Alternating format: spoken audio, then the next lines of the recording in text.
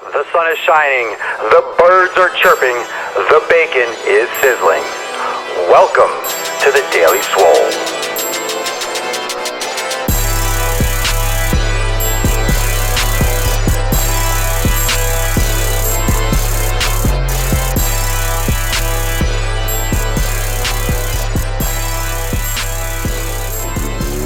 Welcome everyone to episode 99 of the Daily Mother Swole. This is the last time I am flexing in the double digits, so I'm flexing both of the guns. Yesterday we talked about gaining mass. Today, talking about shredding fat. Now, it's very interesting because there's a different mentality for shredding fat. There's a different mentality for keeping the muscle and losing excess. But what are those things? Is it exactly the opposite of gaining muscle? Is it the same? Are there some similarities, some differences? The latter, actually, because even when you're losing, you should be trying to gain. Because you need to lift, you need to break down your muscle tissue, you need to be aggressive, you need to be proactive, but at the same time, you need to restrict yourself in order to get rid of the extra.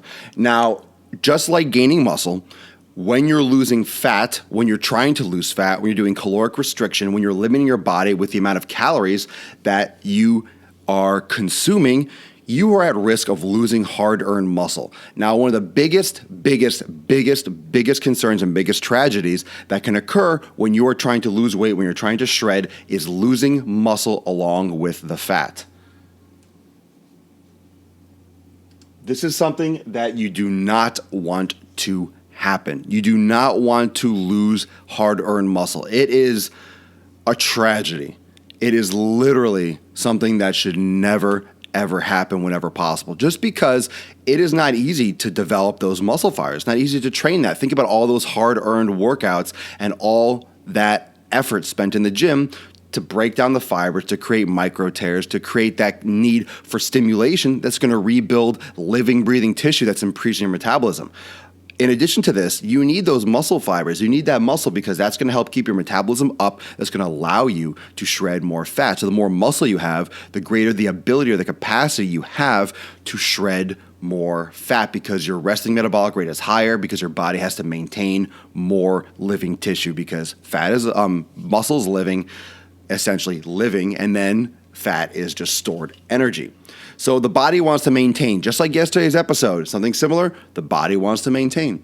The body wants to chill. The body doesn't want to do anything different. The body does not want to lose. The body is very happy where it is. That's why people usually rebound. That's why people usually struggle with losing.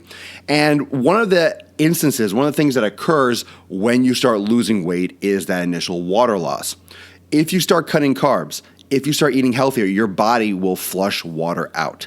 Water goes with carbohydrates. This is the main reason that when people start cutting carbs, like, hey, I need to lose some weight, let me cut carbs, they lose 10 pounds in a week. It's water. You do not lose 10 pounds of fat in a week, I guarantee it. You do not lose 10 pounds of fat in a week, you lose water weight. And the misconception and the issue with this is, one, you can be dehydrated if you're not drinking enough water, if you're not consuming enough water. And it's that initial thought that it's a couple prongs of not a good mental state for someone that doesn't know exactly what's going on. If you cut carbs, you lose weight. When you cut carbs, you lose water. Even when you start losing weight in general, you start flushing out excess water. This gives you, the person, and oftentimes an illusion that, wow, I lost 10 pounds. This is possible. This is fat. This is something that can be perpetuated. So it's this fake weight in a sense. You still have, still good weight to lose. You have to get rid of it at some point. Like, it's going to go, but it's this misconception that you've lost weight, that you've accomplished it, that you've lost fat, in the same sense that you have this misconception that this is something that can continue, that you're going to lose 10 pounds regularly, that it's easy, that's always going to be like this.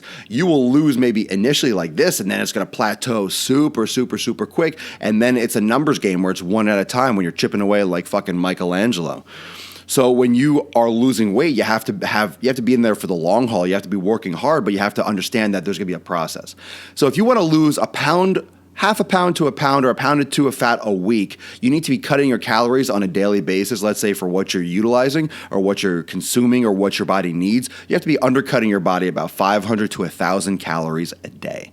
Doesn't mean you're going to be starving. It just means that what your body needs to maintain its mass with your activity level. So including your exercise, including your walking around, including running after the kids, including, walking and cleaning the house, whatever you're doing, all the calories you consume, all the calories that you utilize, that you burn, that your body functions with during the day, whether it's 2,000, 2,500, America, baby, or 3,000, you need to undercut that 500 to 1,000. And that will put you on track for losing approximately half a pound to 2 pounds every week. Now, you have to make sure that you're drinking plenty of water, especially if you're cutting carbohydrates and you've increased your protein intake for whatever reason.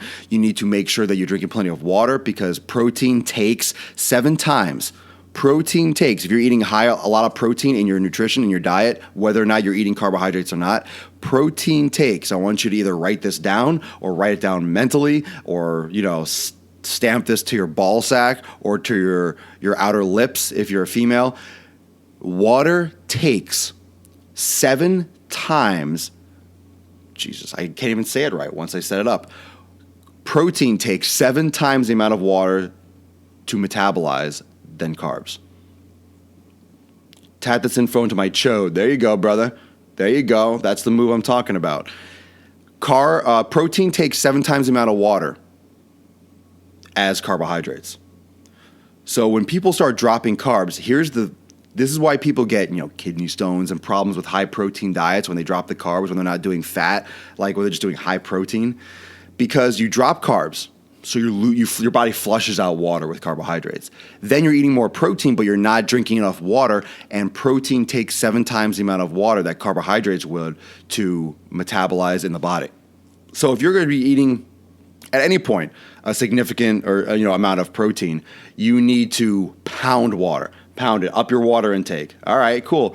Process of cutting and dropping carbs. Now, here's the other thing. If you're dropping carbohydrates, you can't be sitting there eating all protein. Got to have your vegetables, got to be eating protein, but you need to increase your fats, okay?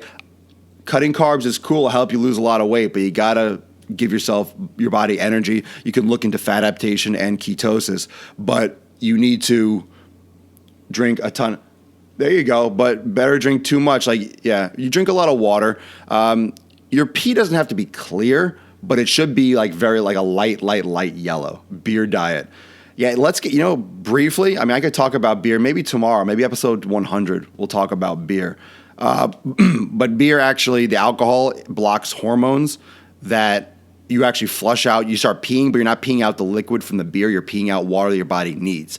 You start peeing out extra water. That's why you get dehydrated when you drink, because alcohol blocks binding sites and antidiuretic hormones. You actually pee more than you're supposed to. So your body doesn't regulate water properly. That's why you get dehydrated, because you pee from the beer, but you also pee extra. So no good. Beer diet, look, I'm a huge fan. If I could get ripped on PBR, well. But if I could only PBR, that'd be pretty sweet. So if you eat too much, you're going to get fat. If you eat too little, you're going to lose too much. Concentration camp diet, right? World War II, we saw that. People didn't eat and they just wasted away. If you don't eat enough, you're not going to be skin and bones, but you're going to lose muscle too. Your body can easily break down muscle for glucose and glycogen and get energy and get resources. Your body can get a lot of energy and health from muscle tissue. The reason why you eat meat is the same reason. Your body can cannibalize itself. You don't want to undercut your calories so much or for so long that you're eating muscle. So here's another option for you that you can look into. I talk about carb cycling in some of my episodes. You can look back on the earlier ones. If you're on my page right now, obviously if you're on YouTube, you know where YouTube is. You know where my channel is because you're watching it on there. So I'm not going to talk to you because that would be humiliating for you. Busker and Periscope. What I want everyone to do, go to youtube.com/Swolenormous. That is my YouTube channel. Sign up, subscribe, and go through my videos. I have 350 videos I have every single Daily Swole. I have all of them in a list, in a nice playlist where you can look through Carb Cycling, everything I've done. This is episode 99. Episode 99. So go to my YouTube channel. Even if you're here right now, you can leave, subscribe, and come right back. If you can post, look, if you can post, I'll give you a shout out on the social media site of your choice. If you go now, subscribe and post that you're doing this live during my show and come back in and tell me you did it. And I'll give everyone a what's up with your name. Just let me know. Anyhow, that being said, you don't want to eat too little. You don't want to eat too little. So maybe like 500 calories. The best thing to do when you're losing weight, when you're trying to cut up, is to start small. There's a reason why pro bodybuilders, there's a reason why these experts, there's a reason why these guys that do these competitions do a 12 to 16 week cut. If you do the math, divided by 4, that's 3 to 4 months of slow cutting. No one, unless you're really lean, super lean, and you're just genetically lean all year round, do people do like a real short. Thank you, Live Disabled. I appreciate that on Busker. Thank you. Those that do really short cuts, like an 8-week cut, those people are just really lean all year round. Most bodybuilders, these guys preparing for a show, and of course this is an extreme situation because bodybuilding is not really a healthy sport because you go to such extreme lengths, but it's still an extreme version of what people want. They want to get lean. They'll do 8, whether they're taking steroids or not.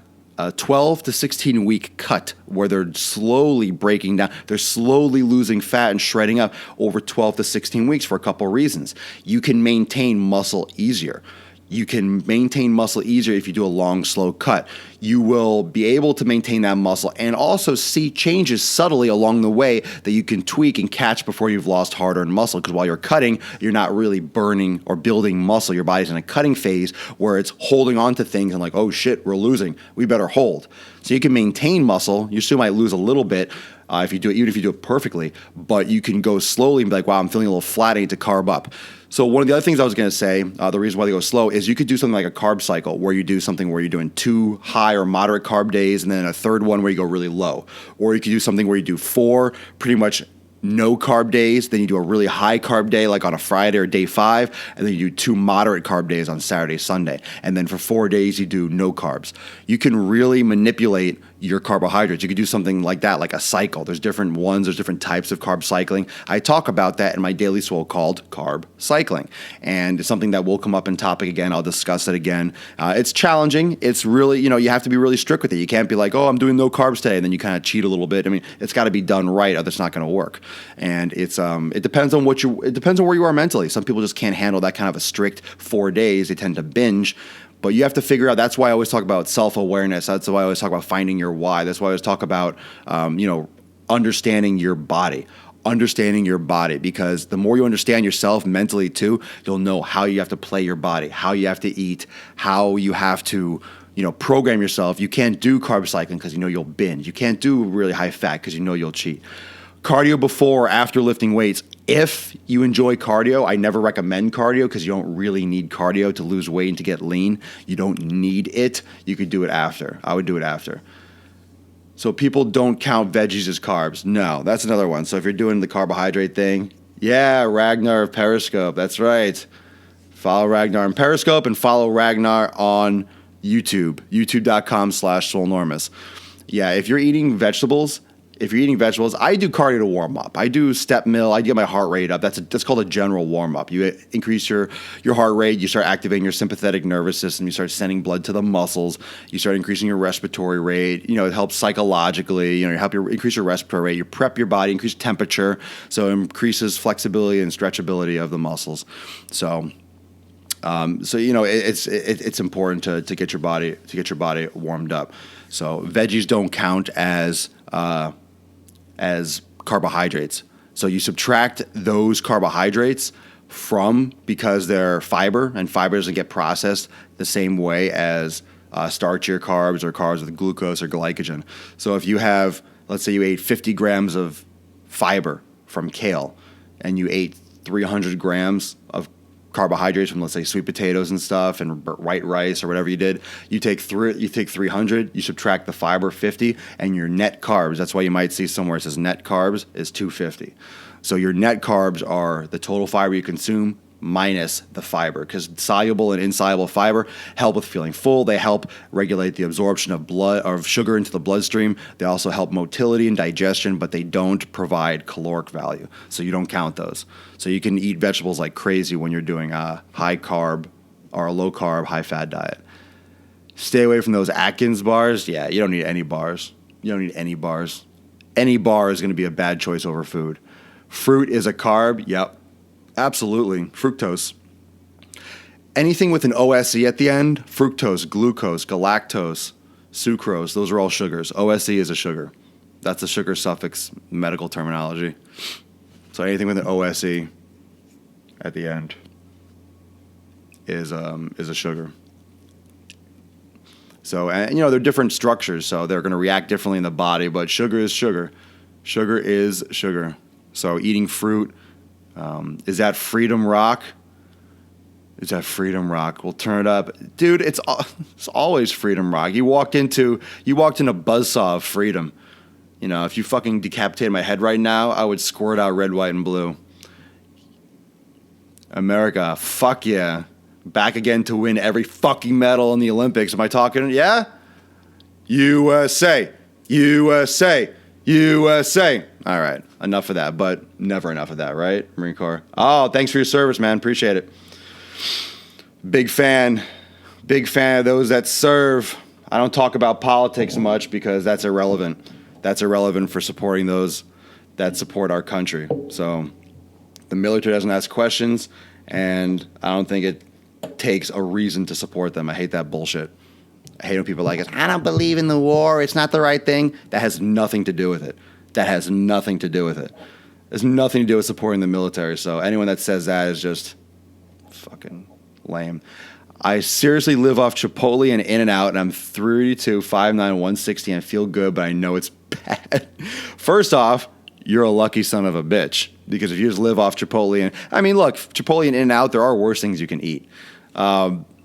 Just because you're not overweight doesn't mean you can't have diabetes. Doesn't mean you can't have insulin, insensitivity and have issues as you get older. So it's important to make sure you're eating properly for other things than just aesthetics. But you can get your blood work, and you can go get your blood checked, but there's a lot of crap. Mesomorph is the best Yeah, it's sick, man. It's sick. Isn't it great? It's got 1,3-dimethyl, that's why. From the plant, that's why it's probably legal. They get it naturally. So when you're losing weight, you can do the intermittent fasting. You could try that. We talked about that before, so I'm not going to get into details. You could do carb cycling, and you could also stick with the classic smaller frequent meals. It's just those two things where you also smoke weed. Well, the beard helps. The beard helps. A lot of testosterone. You can eat smaller frequent meals, protein, fat, carb meals, eating small throughout the day every 2 to 3 hours, keeping your insulin levels regulated. And that's a great way. That's a classic way of eating for building muscle or losing weight. It keeps everything even keel. So that's an option. That's an option. That's a very, very viable option. Make sure that whatever you do it slowly. Track your calories, what you're doing now. If you want to start shredding, if you want to start leaning out, you can play with the carbohydrates, start reducing things like winding down your fat intake or your carb intake, increase your fats, make sure you're getting enough protein, and start cutting overall calories very slowly, and then monitor. Keep lifting heavy. I would be careful doing too much cardio off the bat because you could definitely cannibalize muscle, especially when you first start cutting, but go everything slowly, monitor, see how you feel, see how you look. If you're dropping too quickly, you can do a higher carb day and carb up a little bit. Maybe carb cycling's for you. Maybe do a low cycle, a 2 days low, 1 day high, or do 4 low and 1 high. You might want to mix up a little bit more. It depends. Everyone's different, but carb cycling could be an option if you feel too depleted and too flat. Okay? Some of these questions, like what do I eat? What do I work out? What do I do? I broadcast my workouts every day. They're all on my YouTube channel. Yeah, start at maintenance, what you're maintaining, and then drop it from there, little by little. So if you have these questions, what do you eat? What do you train? What do you do? Make sure you go check out right now, Shut the fuck up, you idiot. Go to my YouTube channel, youtube.com/Swolenormous. Okay, so right now, because I'm signing off, we're going to hop off this train, going to get some more videos uploaded for you. And yeah, you're welcome. If you like patriotism, you could check out some of my playlists. My friend Eli has his own playlist, and he's pretty much as American as it gets. You can also look at, I got Daily Swole. I have Swole Motion, which is my vlog series where I'm eating, where I'm working out. You see my exercise videos where I have tons of exercise videos showing you what I do. And plus, you're following me here on Periscope. I broadcast it live. I broadcast my workouts live. So you can actually check this out live on Periscope when I go live. And also, I re-edit them and I upload them to YouTube so you can check that out. So I will stay for a couple minutes after on Periscope to answer some questions. And otherwise, make sure if you don't stay for questions, even after questions, immediately when you sign off, make sure you go right to YouTube and subscribe to my channel. Send a comment, type it in, tell me that you joined the Daily Swole today. Ask questions there. You can ask questions on YouTube. I will get to them, especially if you're watching a video and you have a question at the moment. It's a great location to get a question targeted to what you want, also help other people. So make sure you subscribe. Make sure you subscribe to my YouTube channel today. All right. Thank you so much for joining me. I'll stay for a few minutes after on Periscope. Thanks for joining me for episode 99 of The Daily Mother Swole. I will see you tomorrow for episode 100 of The Daily Swole. Peace out. See you tomorrow.